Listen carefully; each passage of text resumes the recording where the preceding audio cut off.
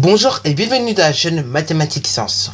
Aujourd'hui, je vais prendre et expliquer une nouvelle vidéo qui est une vidéo en physique-chimie sur le thème numéro 2, mouvement et interaction, et plus précisément une vidéo sur tout simplement construire un schéma à l'échelle en physique-chimie. Et donc là, cette vidéo, c'est la deuxième partie de la première vidéo qui était sur la conception. Ok, donc la première partie, je vous invite à aller la voir. Donc, on a vu comment on pouvait compléter un tableau de proportionnalité.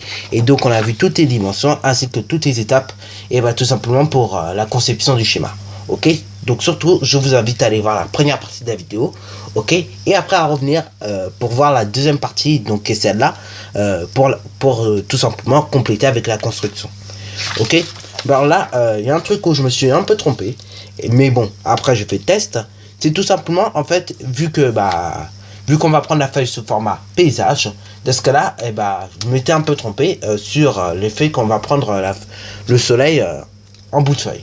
Parce que si on prend le soleil en bout de feuille, malheureusement, et après ça va être le cas, si on se met à dessiner le soleil, c'est qu'il va se passer ceci. Ce sera tout petit.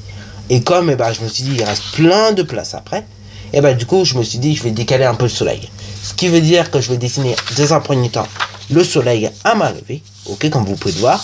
Et après, dans un deuxième temps, placer chaque, tout simplement, rayon, ok, donc chaque distance qu'il y a entre chaque planète. Ok, donc la première étape, bien évidemment, je vais dessiner le soleil, afin d'être tranquille pour de bon. Ok, bon, le soleil est dessiné à main levée, comme vous pouvez le voir, hein. Donc c'est pas à l'échelle, hein, parce que bon, le soleil est irreprésentable sur ce genre de schéma, mais par contre, c'est dessiné à main levée en tout cas. Après, dans un deuxième temps, je vais placer tout simplement tous mes diamètres, ok.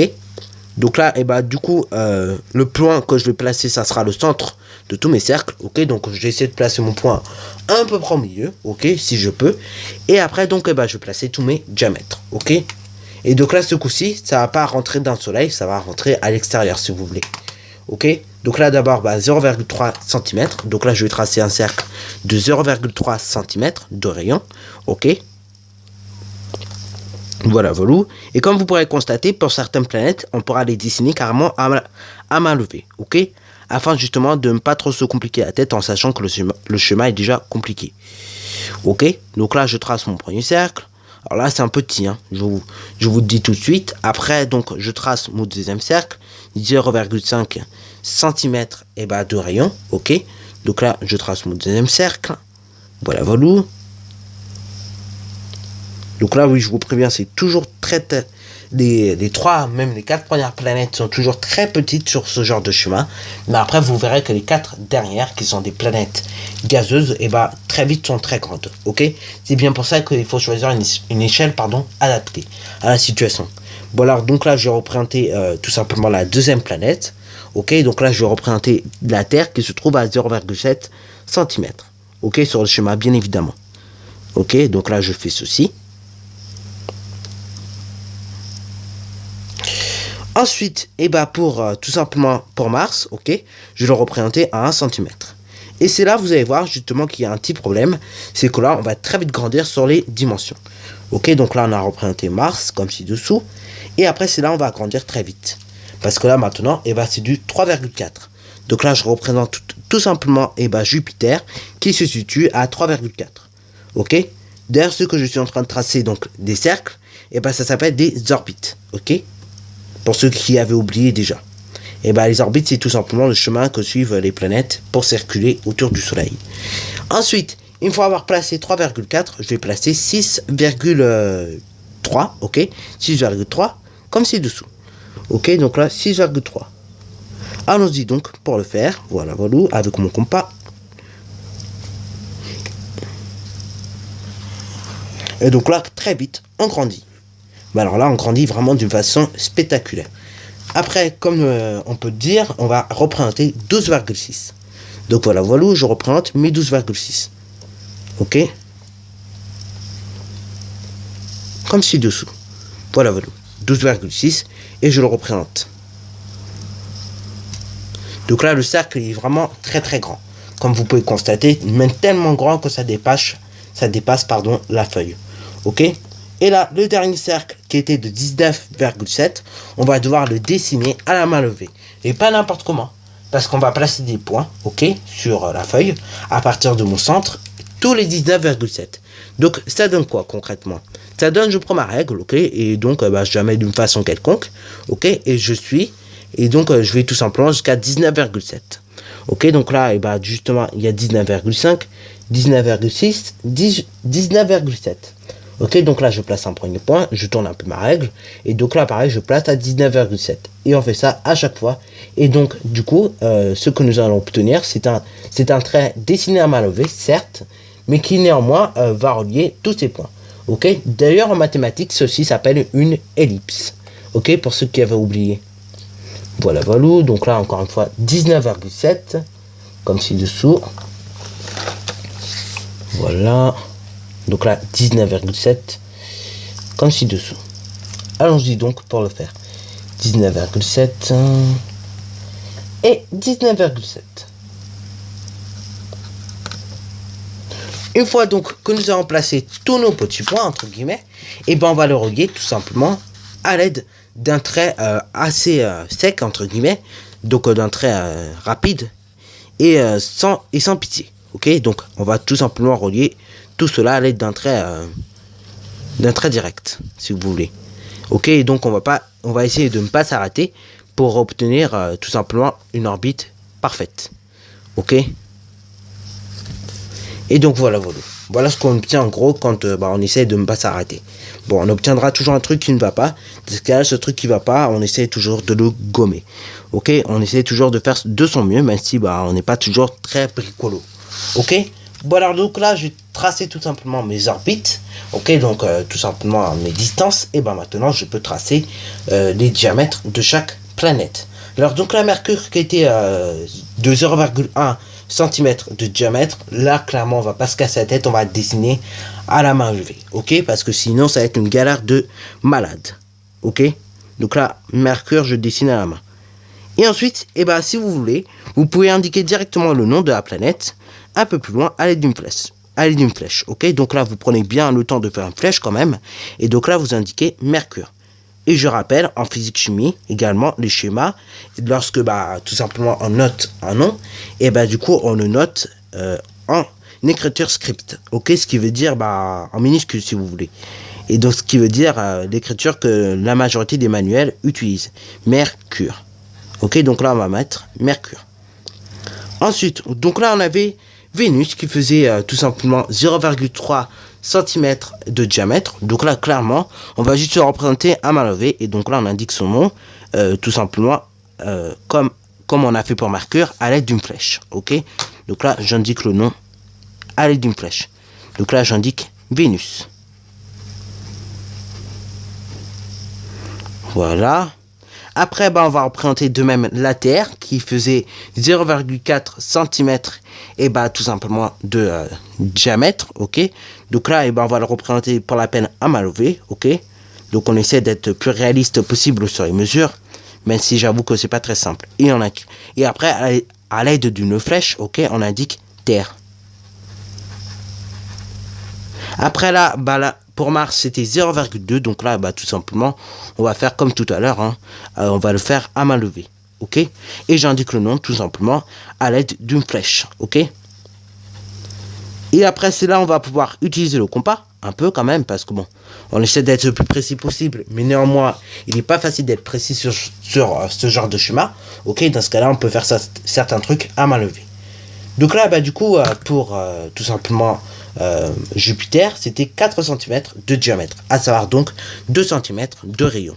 Ok, donc là, je pique mon compas à 2 cm et donc je trace un cercle de 2 cm de rayon, comme ci-dessous. Ok.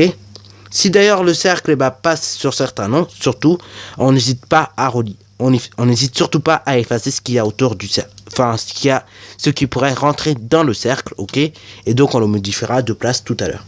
Ok, donc là, justement, on va représenter Jupiter, ok.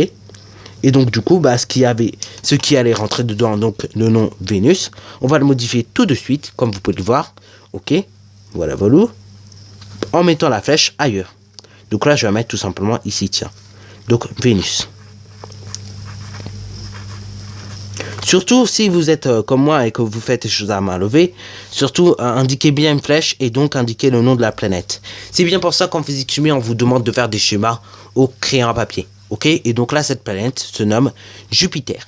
Donc là, on indique bien au crayon à papier le nom de la planète qui est Jupiter. Après, bah, justement, il y a Saturne, ok, qui était de 3,4 cm de diamètre. Donc là, du coup, ça fera 1,7 cm de rayon. Ok, surtout ne confondez pas rayon et diamètre. Ok, c'est très important. Ok, donc là, c'était du coup pour Saturne 3,7. Donc allons-y donc pour représenter par le cercle de 3,7 de rayon. Enfin, de diamètre et puis 1,7 de rayon. Dans ce cas-là, ce que vous pouvez faire avant au préalable, c'est d'effacer les noms. Ok, si ça déborde de trop. Et donc voilà, j'ai tracé Saturne. Donc au final, j'ai eu besoin de rien gommer, donc c'est super. Donc on continue toujours comme ça. Saturne. Donc on indique le nom de la planète, comme ci-dessous. Ok, et si on a besoin, on relie par une flèche. Ok, on fait une petite flèche pour indiquer que c'est bien Saturne. Ok, d'ailleurs j'oublie le NE.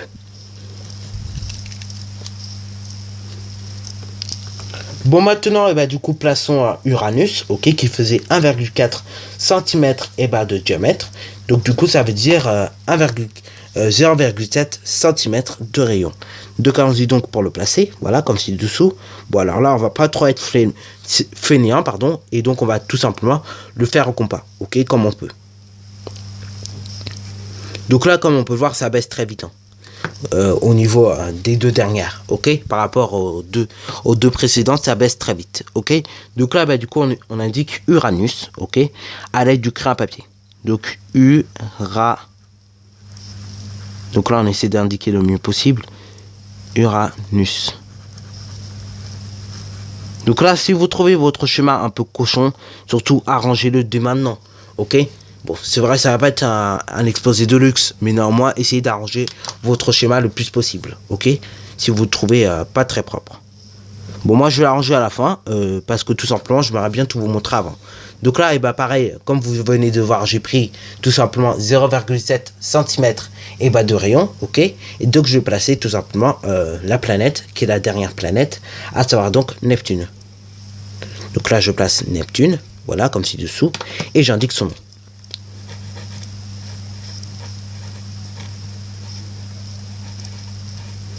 Voilà, voilà.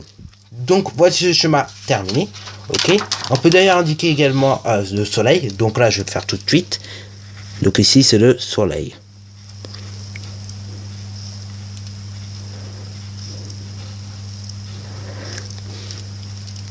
Maintenant que nous avons indiqué toutes les planètes, etc., etc., avant de donner un titre à notre schéma, on va quand même l'arranger un tout petit peu pour qu'il soit nickel chrome.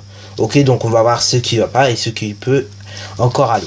Ok, donc là, clairement, Uranus écrit comme ça va pas très bien. Hein. Vous me l'écrire correctement, bien d'un seul coup. Donc là, on va l'écrire correctement. Ok, donc là, on va l'écrire comme il doit s'écrire.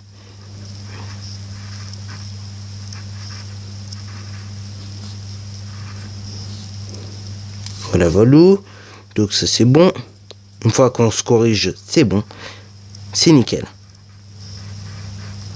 Donc voilà, Uranus. Ensuite, Saturne, ça peut aller. Ok, donc on a fait une flèche et donc ça va. Bon, après, pour les autres planètes, ça va encore. Donc c'est bon.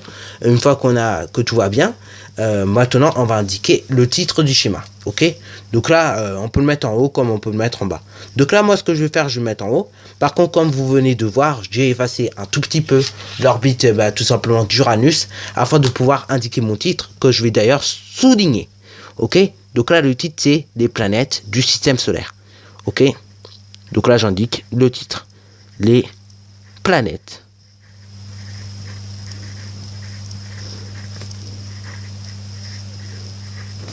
du système solaire.